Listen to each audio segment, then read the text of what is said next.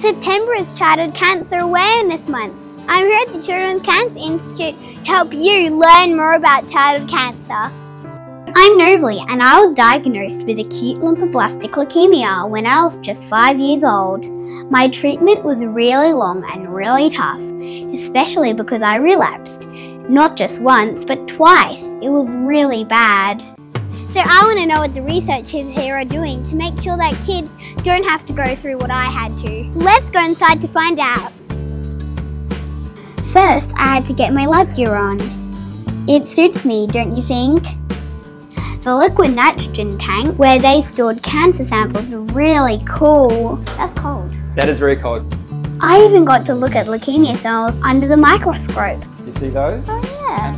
But curing childhood cancer is a serious business. So I wanted to sit down with Dr. Charlie and ask him the tough questions.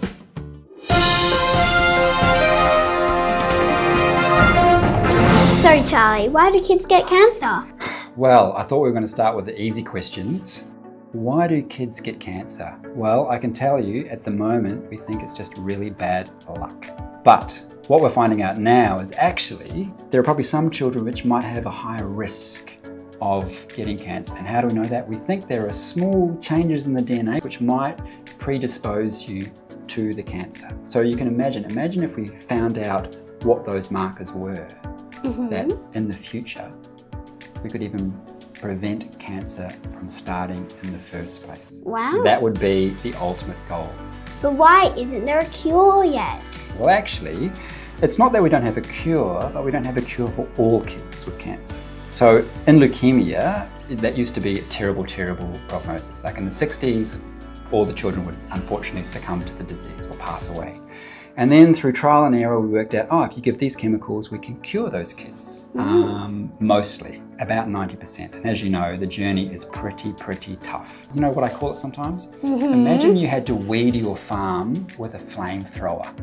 Yes, you would probably kill lots of stuff. Yes, so you're killing the good stuff and the bad stuff. Yes. That's what chemotherapy is. So we've managed to do that for leukemia, but we haven't managed to cure kids with brain cancer and sarcomas. Yes. So why is that? Well, we have now finally managed to get what's called very recently the instruction booklet, which is all the DNA, which is the instructions for why there's that cell growing really fast and why is that cell growing differently than your normal cells. And we didn't know that 20 years ago, but now we can. And now that we've got the instruction booklet, we can say, okay, Novalie, you've got this mutation, we want to give you that drug.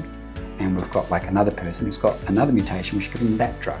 And that's what we're trying to do now so that we can cure all the kids. And that's called a precision medicine program. Wow, before I was trying to weed the farm with a flamethrower, but now we're doing it with scissors. Exactly, that's exactly right, really targeted. That's a brilliant analogy, exactly. Well, we learned a lot about it, but why do you need people to donate? Well, we do get some funding from the government, but we just never get enough funding to help us do what we do. Research takes time, takes lots of passionate researchers, but it also takes money, right? We need to be able to buy. These are really amazing bits of equipment that can sequence the DNA. And we're about to move across the road to the MPOD-C, which is a specialist comprehensive cancer centre where we're going to bring doctors and researchers all in the same spot. Lots of machines. And all the machines, and so those donations help us bring in all those different parts so that we can do the best research and give Australians access to some of the most cutting edge drugs and technology, and then hopefully,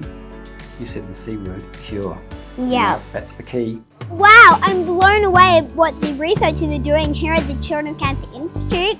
They're really smart, and I believe they can change the future for kids with cancer. But they can only do it with your support. Together, we can cure childhood cancer. It's not if, it's when.